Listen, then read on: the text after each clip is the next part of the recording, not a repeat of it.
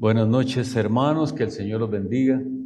Damos gracias a Dios que nos concede reanudar estas enseñanzas.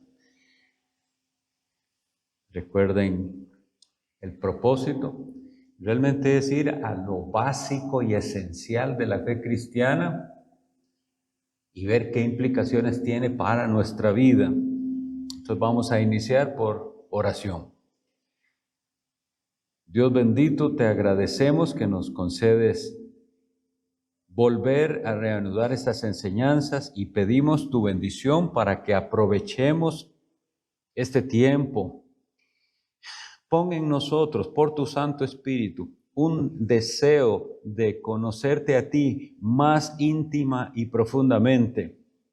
Que nosotros seamos como el varón perfecto Jesucristo, del cual se dice que en tu ley meditaba de día y de noche. En Él y por Él deseamos agradarte de esta manera también. Guía, Señor, nuestra enseñanza y sobre todo la manera de aplicar estas verdades a nuestra vida. En el nombre de Jesucristo. Amén. Vamos por la pregunta 45 del Catecismo.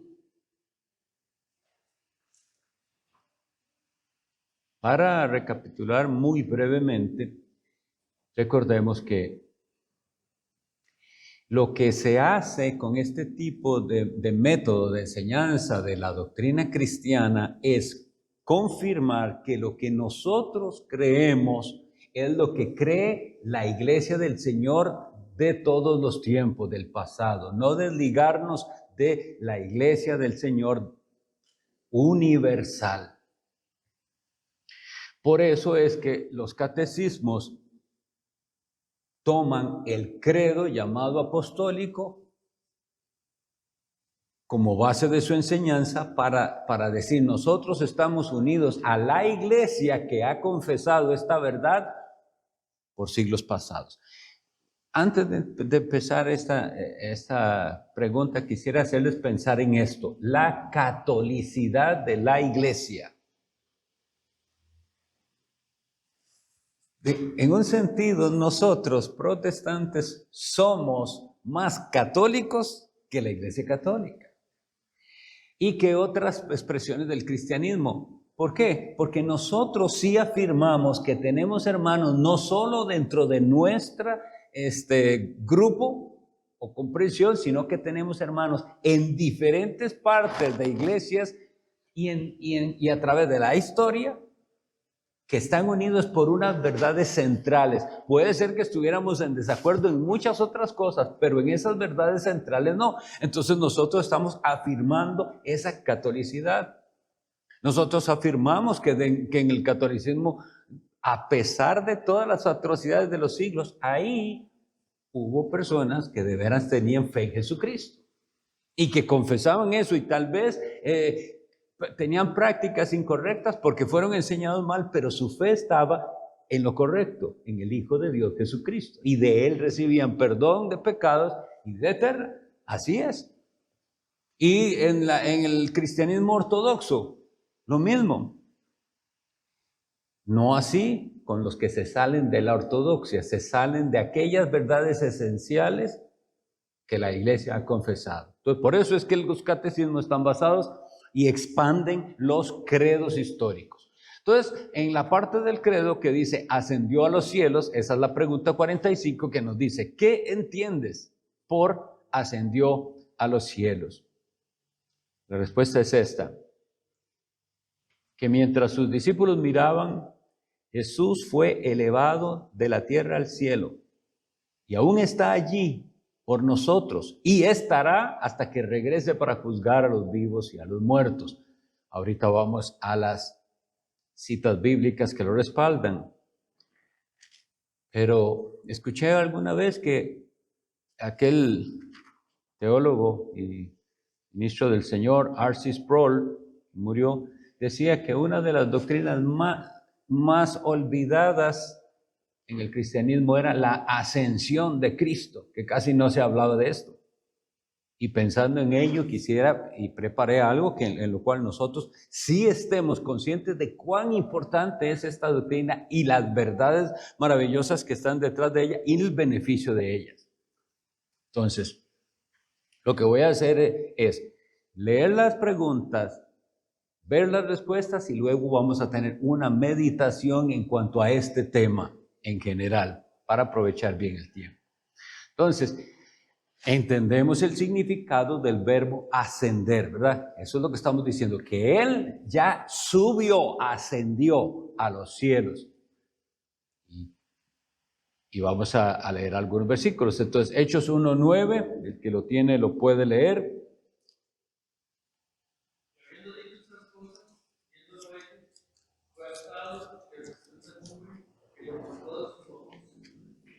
Este evento que se lee en Hechos 1:9 ocurre 10 días después de la resurrección.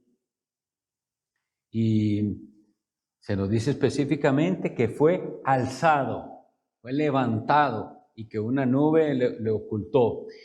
Y está, bueno, si leemos lo que dicen los ángeles, les dicen a los discípulos, varones galileos, ¿por qué estáis mirando al cielo? ¿Y por qué estaban mirando al cielo? Porque él estaba ascendiendo y les recuerda, este mismo Jesús que ha sido tomado de vosotros al cielo, así vendrá como le habéis visto ir al cielo. La pregunta 46 dice, entonces, ¿no está Cristo con nosotros hasta el fin del mundo como lo prometió? Cristo, dice la respuesta, es verdadero Dios y verdadero hombre. Por tanto, en lo que respecta a su humanidad, Él no está en la tierra ahora. Pero en lo que respecta a su divinidad, majestad, gracia y espíritu, en ningún momento se separa de nosotros. Y leemos Mateo 28:20. ¿Quién lo tiene? Byron. Enseñándoles que guarden todas las cosas que os he mandado. Y he aquí, yo estoy con vosotros todos los días hasta el fin del mundo. Amén. Amén. Esa promesa solo puede cumplirla si Él es omnipresente. Pero entonces vean qué bien que lo maneja el catecismo, de que nos va a confrontar con dos cosas. Pero ¿cómo es? ¿Está o no está? Lo que tenemos que determinar es en qué manera está. Está porque Él en su divinidad es omnipresente y porque envió su Santo Espíritu. Pero el cuerpo humano de Jesucristo está en el cielo, no está aquí con nosotros. Pregunta 46. Pregunta 47. Si su humanidad no está donde quiera que está su divinidad, ¿no están separadas por ello las dos naturalezas en Cristo? Vean qué fino que hila el catecismo y dice, no, pues en vista de que su divinidad es incomprensible y omnipresente, se deduce necesariamente que su naturaleza divina no está limitada por la naturaleza humana que Él tomó. Pero aún así, su naturaleza divina está en su naturaleza humana y habita personalmente unida a esta. Porque eso es lo que después las herejías decían. Los nestorianos, por ejemplo, creían en dos Cristos, un Cristo humano, un Cristo divino. Nosotros afirmamos con la iglesia de todos los tiempos que Cristo es una sola persona, pero que hay dos naturalezas en Cristo, la humana y la divina. Nosotros vemos en el ministerio de Cristo como a veces se nota claramente su naturaleza humana. Por ejemplo, dormirse. Se queda dormido en la barca. No estaba fingiendo, no se estaba haciendo el dormido. Él estaba extremadamente cansado y se duerme. Y Dios no duerme. ¿Quién se durmió? Su naturaleza humana. Pero una vez que es despertado y y Él le manda con autoridad. Qué tremendo eso, ¿verdad? Haberlo visto. Cuando Él manda con autoridad al viento y a la mar que se calmen, ya esa no era su naturaleza humana, era su naturaleza divina. Entonces, vemos que están unidas en una persona. Claro que no podemos comprender esto en su totalidad, pero es lo que la Biblia nos enseña y nosotros nos acercamos a la Biblia diciendo, Señor, voy a creer lo que aquí está. ¿Verdad? Y la última pregunta que veremos es la 48, que dice, ¿qué beneficio nos trae la ascensión de Cristo al cielo? Respuesta, en primer lugar, Él intercede ante su Padre en el cielo por nosotros. En segundo lugar, tenemos nuestra carne en el cielo para que por ello se confirme, como por una promesa segura, que sucederá que aquel que es nuestra cabeza nos resucitará a nosotros, sus miembros, para Él. En tercer lugar, nos envía su Santo Espíritu, su Espíritu como garantía entre Él y nosotros, por cuyo poderoso obrar no buscamos lo terrenal, sino lo celestial, donde Él mismo está sentado a la diestra de Dios. Y ahora sí vamos a tener una breve meditación en todos estos datos que hemos leído, que son maravillosos para nosotros. Les invito a, por favor, abrir su Biblia en el Salmo 110.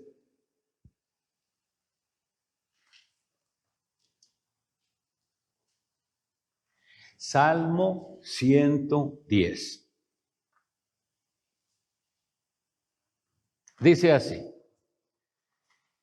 Jehová dijo a mi Señor, siéntate a mi diestra, hasta que ponga a tus enemigos por estrado de tus pies. Jehová enviará desde Sión la vara de tu poder, domina en medio de tus enemigos. Tu pueblo se te ofrecerá voluntariamente en el día de tu poder, en la hermosura de la santidad. Desde el seno de la aurora tienes tú el rocío de tu juventud. Juró Jehová y no se arrepentirá. Tú eres sacerdote para siempre, según el orden de Melquisedec. El Señor está a tu diestra, quebrantará a los reyes en el día de su ira. Juzgará entre las naciones, las llenará de cadáveres, quebrantará las cabezas en muchas tierras.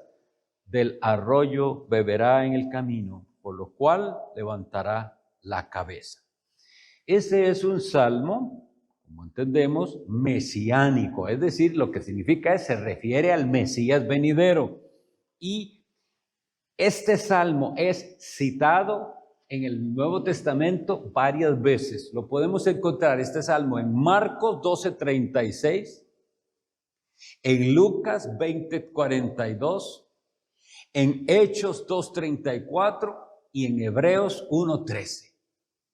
El mismo salmo que dice, que afirma, Jehová dijo a mi Señor, siéntate a mi diestra hasta que ponga a tus enemigos por estrado de tus. Bueno, de eso es de lo que quisiéramos hoy hablar. De ese momento en el que el Padre recibe a su diestra a su Hijo Jesucristo. La ascensión y entronación de Cristo, del Cristo resucitado. Oigan, ya Cristo había resucitado, pero su entronación se da en ese momento de la ascensión. Nosotros vemos, si leemos con atención los relatos, que sí había algún cambio en el Cristo resucitado, en su cuerpo físico, porque tenemos relatos como este. Leamos, por ejemplo, Juan 20:15.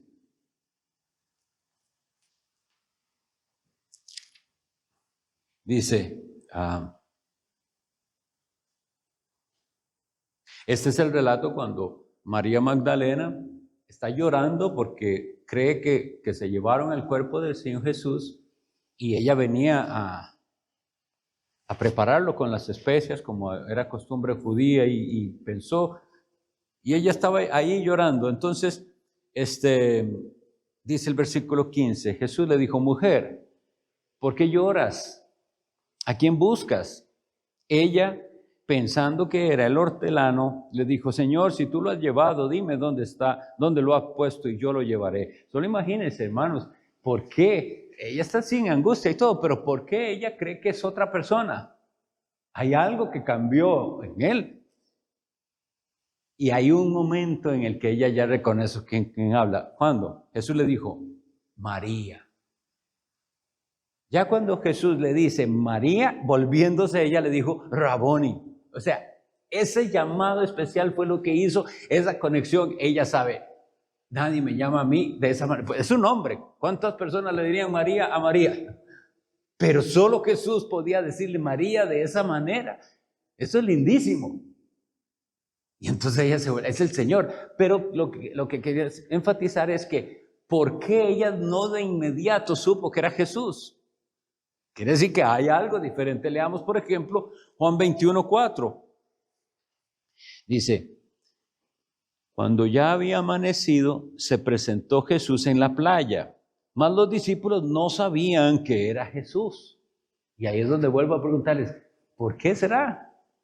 ¿Por qué los discípulos que vivieron 3 años al lado de Jesús y todo, por qué ellos no pueden ver fácilmente que es Él? Bueno, pudiera ser que había una intención particular en que esto les era vedado, pero yo pienso que es que había algo diferente en él. Algo que ya no lo hacía exactamente como él era antes. Nosotros leemos también en Lucas, aquí sí dice específicamente por qué, pero Lucas 24:16 dice esto.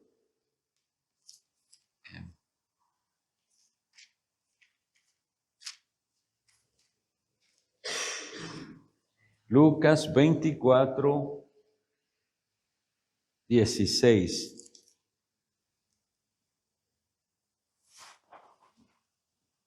Bueno, 15 y 16.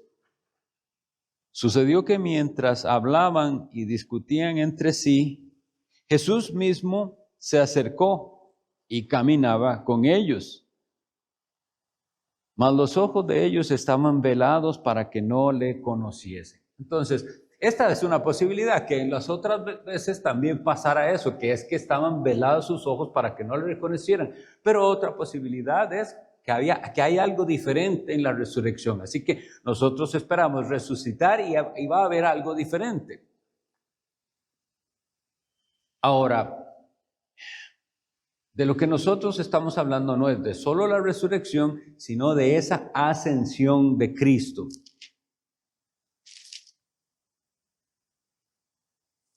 Vean en particular cómo en ese relato donde estábamos leyendo en Juan 20, algo bastante interesante en ese encuentro de Jesús con María, que estábamos en el versículo 15 en adelante de Juan 20, dice, Jesús le dijo, mujer, ¿por qué lloras? ¿A quién buscas? Ella, pensando que era el hortelano, le dijo, Señor, si tú lo has llevado, dime dónde lo has puesto y yo lo llevaré.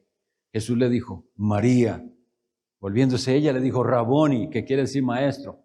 Y oigan esto, hermanos, Jesús le dijo, no me toques, porque aún no he subido a mi Padre. Mas ve a mis hermanos y diles, subo a mi Padre y a vuestro Padre, a mi Dios y a vuestro Dios. Entonces María, para dar a los discípulos las nuevas de que había visto al Señor y que Él le había dicho estas cosas. Y entonces, primero hay algo que en este momento todavía yo no entiendo bien por qué esa prohibición de acercarse a Él hasta que Él haya ido al Padre. Es decir, en la resurrección entonces vemos que Cristo se levanta de los muertos y se presenta y va al cielo al Padre. Entonces, es decir, ya había ascendido al Padre. Pero de esta ascensión que nosotros estamos hablando ya no es una ascensión simplemente de ir al Padre, sino de así le llamamos la entronización. Ya es Jesús sentándose a la diestra del trono de Dios.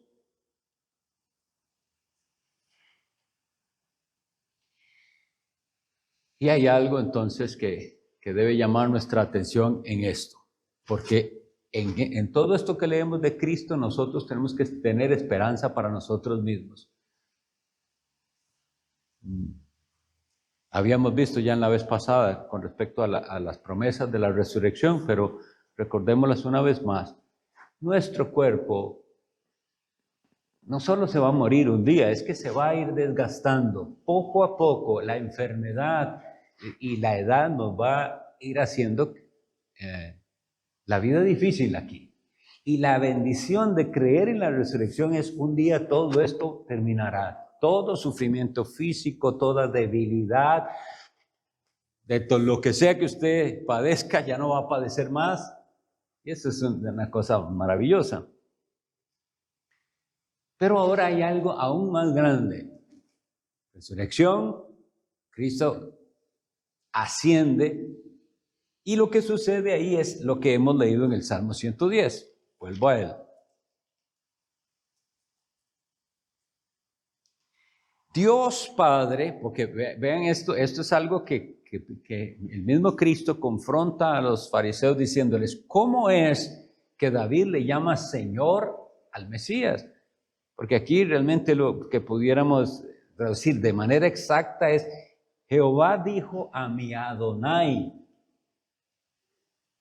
Adonai es una palabra que es Señor, ¿verdad? Está bien traducida, pero dice, ¿cómo le dice así si supuestamente es su descendiente, su hijo? Bueno, nosotros ahora entendemos por qué. Ellos no podían entenderlo, pero nosotros sabemos por qué. Porque era Dios mismo hecho hombre. Cuando se le ofrece a Cristo, siéntate a mi diestra, eso cambia a nosotros la manera en que vemos y cómo interpretamos la Biblia. Nosotros creemos que Jesucristo ya reina. Muchos de nuestros hermanos de otras persuasiones creen que Cristo vendrá a reinar, pero que en este momento todavía no reina, sino que su reino es futuro. Nosotros creemos que el reino de Cristo es desde que Él se sentó a la diestra del Padre, ya reina, y que su reino se va expandiendo por todas partes hasta que sean aplastados sus enemigos en su segunda venida, ¿verdad? Pero entonces hay una cosa que es difícil para algunos entender, y es que el reino ya es y todavía no. Apréndanse esa frase, que es pero todavía no. Bueno, que es en un sentido, pero en otro sentido no plenamente, porque no vemos todavía a todos los enemigos aplastados, pero un día los veremos. Entonces, cuando se le dice eso, domina en medio de tus enemigos, ya lo está haciendo el Señor. Como les decía la última vez, y quisiera que se pegue en sus mentes para que se entusiasmen con este avance del reino de Cristo. Hermanos, piensen esto. Hoy mismo, 2 de julio del 2024, alguien se convirtió a Cristo. Alguien en algún lugar del mundo nació de nuevo. ¿Y saben qué significa eso? Que el reino de Cristo está avanzando y que Satanás perdió uno de sus súbditos. Y mañana Satanás perderá otro, y pasado mañana más, y no digo otro, miles en algunas partes, aquí y allá, porque la palabra de Dios sigue haciendo efecto. Muchas veces nos dicen a nosotros, ¿y qué? ¿Está dando resultado de la evangelización? Y no entienden por qué nosotros vamos a evangelizar. Nosotros vamos confiados que alguien de todos esos, que ya van cientos que nos han escuchado por durante 2 años el evangelio, alguien va a despertar. No significa que tiene que venir a esta iglesia, pero Dios va a avanzar su reino porque alguno de esos se convierte, te los aseguro. Alguno va a creer en Jesús. Y entonces veamos esto, el reino de Cristo avanzando, venciendo a lo que dice aquí, domina en medio de tus enemigos. ¿Cómo se muestra eso? ¿Cómo se muestra que Jesús ya está reinando? Tu pueblo se te ofrecerá voluntariamente en el día de tu poder. Entonces, cada vez que un pecador viene a Cristo, está sucediendo esto. El día del poder de nuestro Señor Jesucristo se manifiesta en que alguien voluntariamente deja el mundo y el pecado para seguir a Cristo. Pero no olvidemos que es el día de su poder. Ese venir voluntariamente no pasa si no es por su poder, no es por las fuerzas humanas. Entonces el reino de Cristo sigue avanzando. Las puertas del Hades no prevalecerán. Luego dice el versículo 4, juró Jehová y no se arrepentirá, tú eres sacerdote para siempre según el orden de Melquisedec. Nosotros tenemos bien claro en el libro en la carta a los Hebreos, quién era este Melquisedec y a quién representa. Sacerdote para siempre. Ese Cristo que se sienta a la diestra del Padre como rey también es sacerdote. Ya habíamos visto los oficios, profeta, sacerdote y rey. Y sigue siéndolo. Y si es sacerdote para siempre, está intercediendo por alguien. ¿Por quiénes? Por su pueblo. ¿Y quiénes son su pueblo? Esos que se le ofrecen voluntariamente en el día de su poder. Ahora, lo hermoso es entender que ese ofrecerse voluntariamente en el día de su poder no es una cosa aislada de alguna vez que sucedió por allá en una actividad evangelística y ya, porque lo reduciríamos a muy poco. Claro que sí, hay gente que tiene días especiales que hasta lo pueden anotar el día de su conversión, cuál predicación usó el Señor, etc.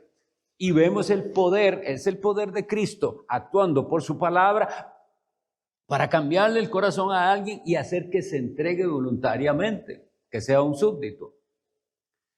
Pero ese que se entregó voluntariamente, yo pregunto, ¿y hoy?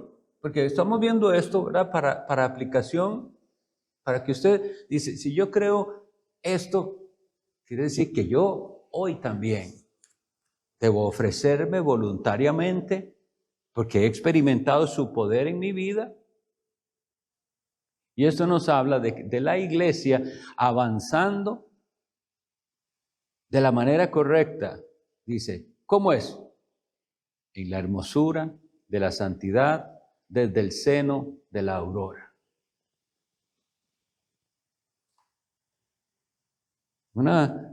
Eso es lo que nos tiene que a nosotros que llenar de ánimo en cuanto a esta doctrina. Nuestro Cristo está ascendido a los cielos. Y Él está allá en cuerpo y alma. Y el hecho que esté en cuerpo y alma nos da esperanza de que nosotros también un día en cuerpo y alma estaremos en la gloria. Ahora, volviendo a lo que habíamos leído aquí, esa intercesión de Cristo es tan importante porque nosotros, como cristianos, nos evaluamos y vemos que fallamos mucho. Entonces, vean, fallamos mucho. No somos lo que deberíamos ser. ¿Cuál es su esperanza el día que usted se siente que no está avanzando, que no es tan espiritual como usted debería ser, que no es tan santo como debería ser? ¿Cuál es su esperanza? Si nosotros no manejamos esto bien, como le decía a un hermano hace poquito, nos devolvemos a las obras. Ahora tengo que hacer, no estoy dando la talla. Nos volvemos hacia nosotros mismos. Pero entender que tenemos al Cristo ascendido, glorioso y entronado a nuestro favor, y entender que a ese Cristo le dijo el Padre, tú eres mi Hijo amado en quien tengo complacencia. Eso significa que la mediación de Cristo nunca es rechazada por el Padre. Y entender que todo lo que hacemos, como dice Colosenses, y todo lo que hace de palabra o de hecho, hacerlo en el nombre del Señor Jesús. Entonces, entender que somos aceptados nos vuelve a dar paz. Colosenses 1 dice, estáis completos en Él. Eso nos hace poner la mirada no en nosotros, no en aquí abajo, sino en Cristo que está a la diestra de Dios. Vuelvo a decirles, mis estimados, si cuando nosotros nos vemos débiles y con un mal desempeño como cristianos, y usted puede decir, no soy la clase de cristiano que debería ser, no caiga en la trampa de caer en una religión de obras. Y tampoco caiga en la trampa de depender de sus emociones. Yo creo que providencialmente tuve una conversación con un hermano sobre este tema y quiero compartirlo con ustedes por eso, porque creo que todos lo necesitamos. Nosotros venimos aquí y nos reunimos para hacer un culto, ¿verdad? ¿Cómo empieza este culto? El culto empieza presentándonos delante de Dios, reconociendo, y por eso le llamamos a la primera oración conjunta la oración de invocación y confesión. Es decir, nosotros como pueblo de Dios invocamos a Cristo, nuestro mediador, que está a la diestra del Padre. Confesamos que somos pecadores, que no damos la talla, que hemos quebrantado su santa ley. Pero yo les digo, mis hermanos, cuando nosotros hacemos esa oración, ¿de verdad estamos conscientes de eso?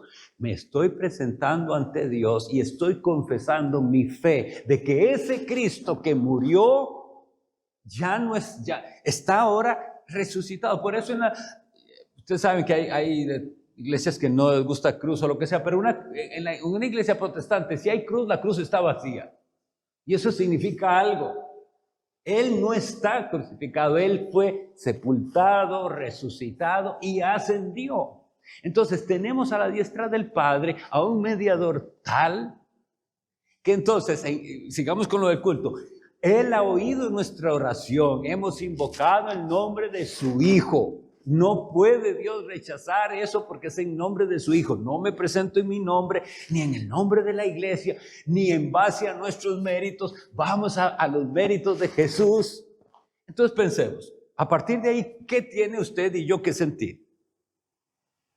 Deberíamos decir, gracias por tu perdón. Entonces ya estamos perdonados ahí, es decir, ya estábamos perdonados porque Cristo pagó por nuestros pecados. Pero en el culto eso vuelve a ser una realidad. Yo soy un pecador perdonado. Por lo tanto, ahora voy a disfrutar de alabar a mi Dios. Y vengo y adoro a Dios. Y disfruto de su presencia. Pero yo estoy seguro que muchos no tienen esa comprensión. Ya podemos sentirnos aceptos en el amado. Dios va a recibir nuestra alabanza y nos vamos a sentir en comunión con Dios porque nos dio su Espíritu Santo.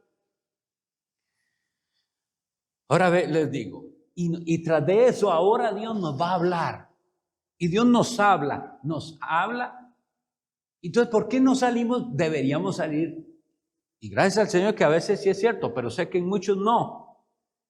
Deberíamos salir, pero rebosantes de alegría. Vine a Dios porque Dios hizo un llamado primero, Él nos llama.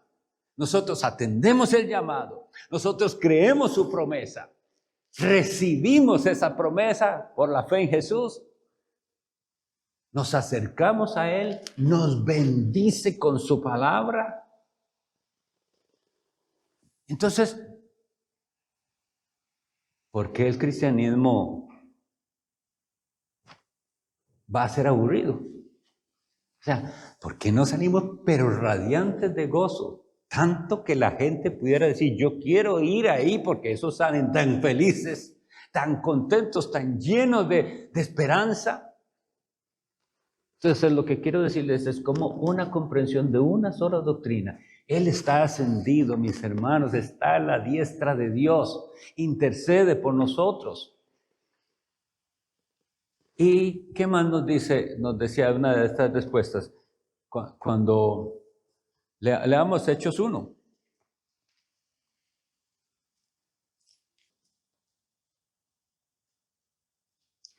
En el versículo 6 están los judíos, igual que como todos nosotros, siempre curiosos de saber cuándo va a suceder qué.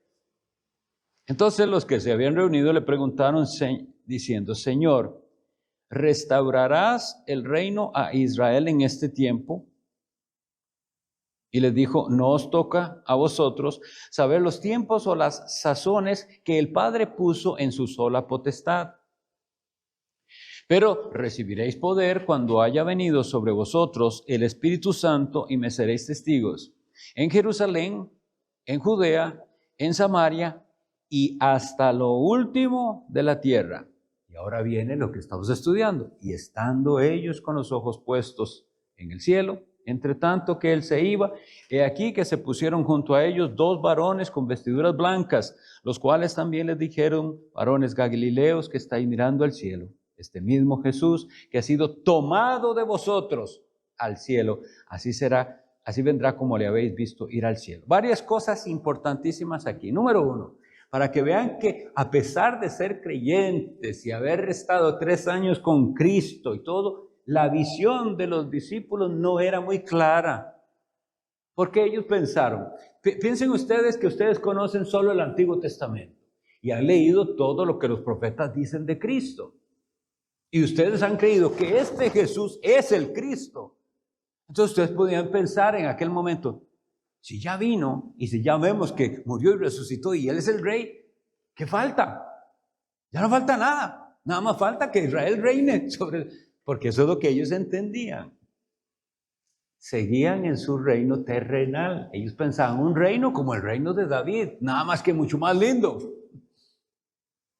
Ellos dicen, ¿qué más faltará? Ya es, Señor, que vas a hacer el reino. Entonces Él les dice, número 1, ustedes no están para estar averiguando cuándo vaya a hacer Dios lo que vaya a hacer. Y así es como nosotros tenemos que abordar la escatología. Yo no sé cuándo. 50, 100 años, 500, no lo sé, hoy mismo no lo sé. Entonces eso no es lo que nos toca a nosotros, lo que sí nos toca es que habiendo recibido, y esa es la importante también de la ascensión, porque Jesucristo les había dicho a ellos, os conviene que yo me vaya. ¿Cómo pueden pensar eso? Que pongámonos en el caso de los discípulos, ¿cómo nos puede decir esto? Que nos conviene que Él se vaya. Si el mismo Jesús le dice, Señor, ¿a quién iremos? Tú tienes palabras de vida eterna y si te vas, ¿qué hacemos nosotros? Así es como nosotros debemos verlo. Y entonces les dice, pero les conviene porque si yo me voy, pues enviaré el Consolador. Si yo no me fuera, el Consolador no vendría. Y recordemos entonces, y ya es otra cosa que veremos despuésito, es, lo envía el Padre, lo envía el Hijo. Hay una cláusula ahí en la que diferimos de la Iglesia Oriental, la veremos en su momento. Pero entonces el Espíritu Santo, ¿y viene a qué? A capacitar a la iglesia, pero para esto se necesitaba el Cristo ascendido. A capacitar a la iglesia para que fueran testigos, y les dice el orden. Jerusalén, los judíos que estaban ahí, en toda Judea, en Samaria, y así fue como fue sucediendo. Estudien los hechos y verán que fue así. Y ya una vez que se llevó a Samaria, la expansión en todo el mundo. Y no hemos terminado. Por eso es una locura pensar que la venida de Cristo fue en el año 70. No hemos terminado esa expansión al mundo entero del Evangelio.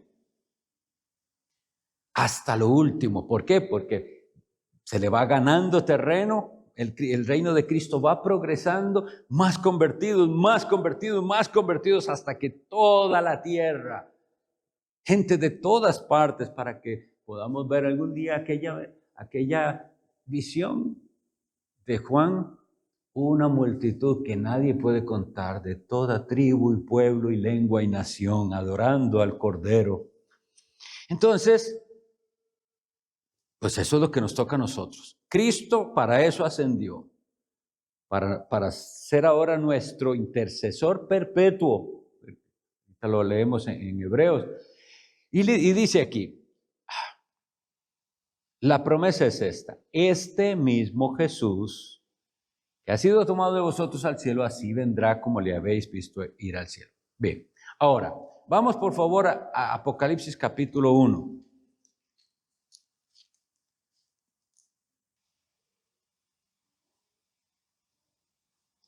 Leamos de los versículos 10 en adelante. Yo estaba en el Espíritu en el día del Señor y oí detrás de mí una gran voz como de trompeta que decía: yo soy el Alfa y la Omega, el primero y el último. Escribe en un libro lo que ves y envíalo a las 7 iglesias que están en Asia: a Éfeso, Esmirna, Pérgamo, Tiatira, Sardis, Filadelfia y Laodicea. Y me volví para ver la voz que hablaba conmigo. Y vuelto, vi 7 candeleros de oro. Y en medio de los 7 candeleros, a uno semejante al Hijo del Hombre, vestido de una ropa que llegaba hasta los pies, y ceñido por el pecho con un cinto de oro. Su cabeza y sus cabellos eran blancos como blanca lana, como nieve, sus ojos como llama de fuego, y sus pies semejantes al bronce bruñido, refulgente como en un horno, y su voz como estruendo de muchas aguas. Tenía en su diestra 7 estrellas. De su boca salía una espada aguda de 2 filos, y su rostro era como el sol cuando resplandece en su fuerza. Este es el versículo que quiero que reflexionemos mucho. Cuando le vi, caí como muerto a sus pies. Y él puso su diestra sobre mí, diciéndome: no temas, yo soy el primero y el último, el que vivo y estuve muerto, mas he aquí que vivo por los siglos de los siglos. Amén. Tengo las llaves de la muerte y del Hades. El que está escribiendo esto es el apóstol Juan. Y es muy significativo lo que sucede aquí, porque este mismo apóstol Juan fue el que en el día de la cena última se recostaba al pecho del Señor.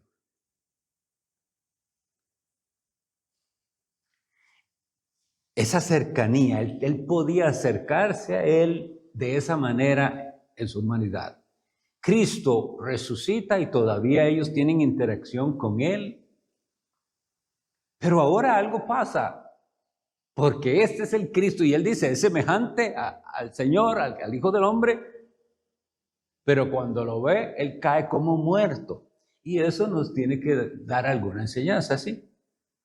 El Cristo entronizado, el que está a la diestra del Padre, ya está en su gloria plena.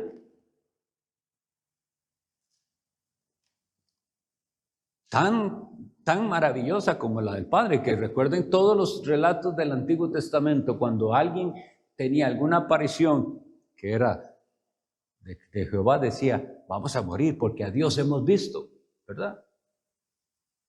El ser humano tiene que volver a tener, y yo creo que nos falta muchísimo de eso, de tener una percepción de Dios, cuán grande y maravilloso es Él, y de Cristo entronado, de Cristo, el Rey que está a la diestra del Padre. ¿Por qué lo digo? Porque yo lo que veo en muchas, y lo que se vende mucho es ese, primero que nosotros no debemos hacer imágenes de Jesús. Debíamos quitar esa mala costumbre que viene, no debíamos, pero las que veo es como un hippie, como alguien igual a la gente. ¿Cómo les digo? La amistad con Jesús, él mismo la definió. Vosotros sois mis amigos si hacéis los que yo os mando. Sí hay un grado de amistad y de cercanía con Jesús, pero yo digo, ¿dónde está en el cristiano de este siglo esta percepción del Cristo tan glorioso que verlo significa caer muerto, deshecho? No aguanta. No, yo no veo que ese Cristo glorioso se predique así.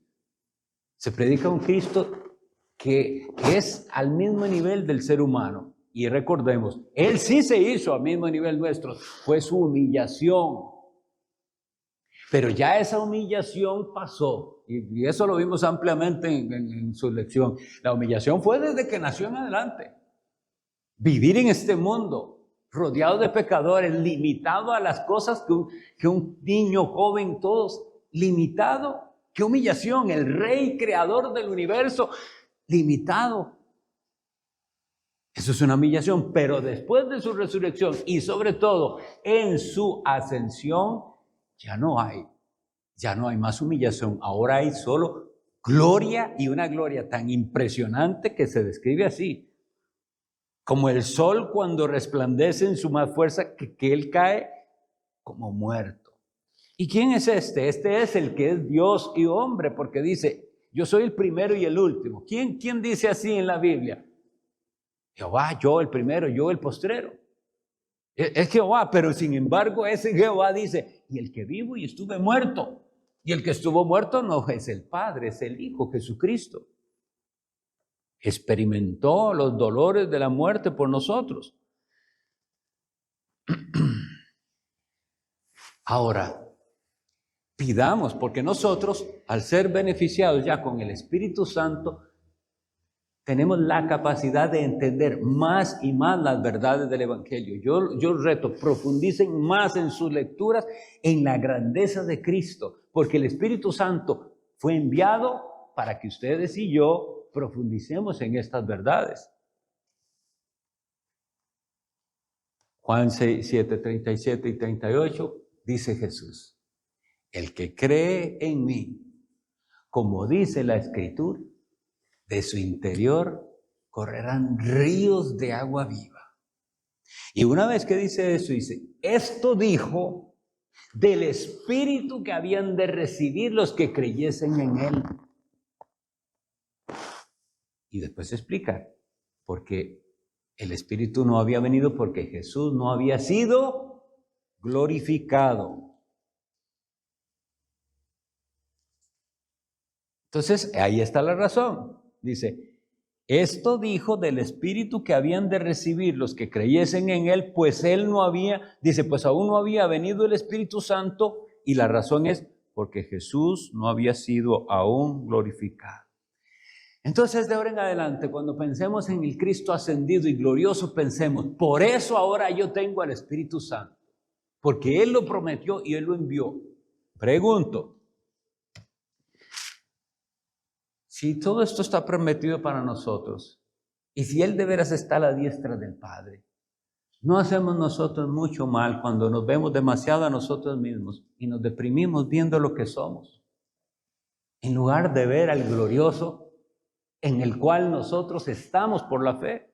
Es tan maravilloso esto que dice la Biblia que estamos ya sentados en los lugares celestiales con Cristo. Por la fe. Y un día, en realidad, ¿verdad? Si Él es nuestra cabeza, si Jesús es la cabeza de la iglesia, y si nosotros somos su cuerpo, en ese sentido es que ya estamos ahí. Y esto es maravilloso y nos tiene que llevar a una vivencia diferente de nuestro cristianismo. Ustedes y yo le servimos al Cristo glorioso que reina hoy mismo y que su reino no dura 1000 años. No, eso lo han entendido mal. Su reino no tendrá fin. El que dura ese tiempo limitado es ese reino de Cristo en la expansión, mientras se expande. Pero el reino de Cristo como tal no tiene fin. Él viene a aplastar a sus enemigos, a los rebeldes incorregibles, a lanzarlos al lago de fuego con Satanás y el falso, todo. Y a nosotros a glorificarnos junto con Él. Pero debemos entonces poner un poquito más nuestra mirada en lo espiritual y eterno y apartarla un poquito de las cosas de esta vida que son las que nos tienen tan agobiados.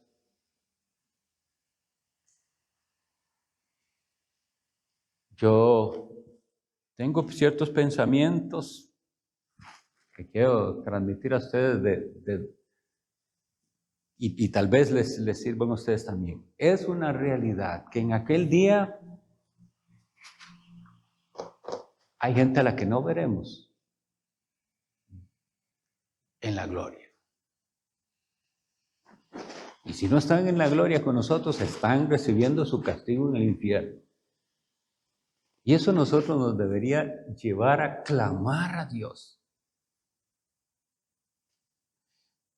Por eso, bueno, ya vendrá la explicación del juicio y ahí les diré mi opinión al respecto de eso, pero por eso es que yo creo que el juicio es necesario. Si usted no ve a alguien allá, el juicio mostrará por qué. Porque en el juicio Dice el apóstol Pablo, en el día en que Dios juzgará por Jesucristo los secretos de los hombres. Entonces hay alguien que parecía cristiano y que iba a la iglesia y no va a estar allá, pero no va a ser nada más, qué raro, no está. No, va a haber un juicio en el que se mostrará por qué es que no está. Y en el caso de nosotros, la única razón por la que sí estaremos es por Cristo y por su cruz. Vamos a orar. Señor mi Dios, yo te suplico por Jesucristo tu Hijo, que estas débiles palabras que se expresan al respecto de algo tan maravilloso como es la ascensión de tu Hijo Jesucristo, nos lleve a pensar entonces en lo que implica que tenemos a tu diestra a un sumo sacerdote perfecto mediador que intercede por nosotros. Y que si Él está en los cielos de los cielos, un día estaremos con Él porque somos su cuerpo, tu iglesia. Ayúdanos, Señor, a pensar más en estas cosas maravillosas espirituales. Confirma, Señor, nuestra débil fe y concédenos vivir un cristianismo apasionado y lleno de gozo y de entusiasmo al saber la clase de Salvador que tenemos. Que sí, que se humilló una vez y vino a este mundo, pero que hoy está exaltado en gloria y a Él lo adoramos, porque es nuestro Señor y Salvador, tu Hijo Jesucristo. Amén. Que el Señor los bendiga.